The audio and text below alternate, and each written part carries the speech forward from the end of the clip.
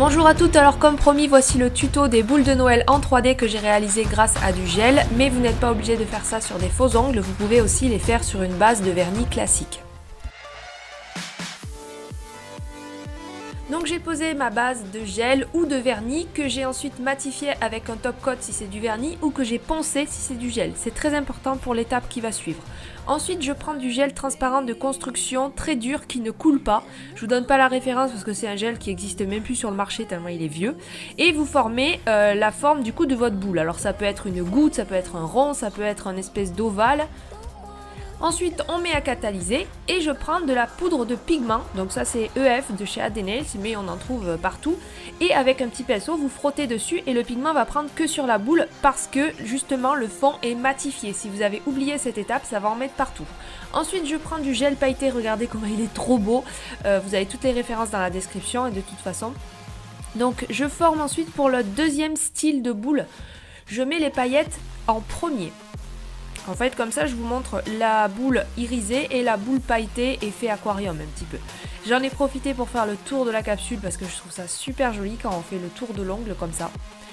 Et ensuite, une fois que j'ai catalysé, je vais donc mettre mon gel de construction, le même que tout à l'heure, par-dessus. Au lieu de le mettre avant, là je le mets après et ça fait vraiment un effet loupe. C'est super beau aussi.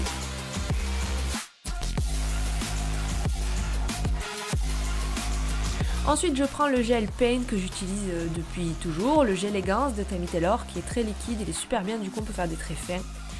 Et ensuite, donc, je dessine le reste du décor. Là, avant de mettre le gel Paint, j'ai mis mon gel de finition, j'ai tout recouvert, les boules, le fond, j'ai tout recouvert de gel de finition et je fais mon gel Paint en dernier parce que c'est un gel qui n'a pas besoin d'être recouvert après.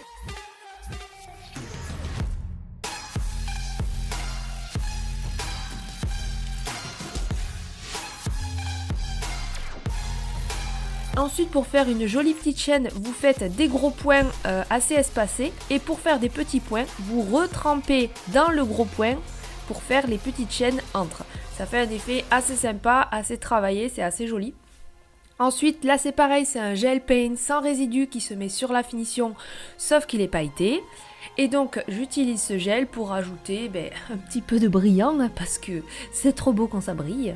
Donc je peux dessiner voilà comme ça des petites torsades sur la boule. Je remets aussi un point dans les gros points et je rajoute aussi quelques petites chaînes par-ci par-là. Donc on peut évidemment varier le motif, on peut varier la taille des boules. N'hésitez pas à faire quelque chose d'assez gros, on se rend pas trop compte quand c'est en vidéo, mais c'est quand même assez gros sur l'ongle parce que si vous voulez dessiner par-dessus, après c'est un peu compliqué si c'est trop petit. Et du coup ça rend pas grand-chose si c'est trop petit, on dirait juste que vous avez collé un strass en fait.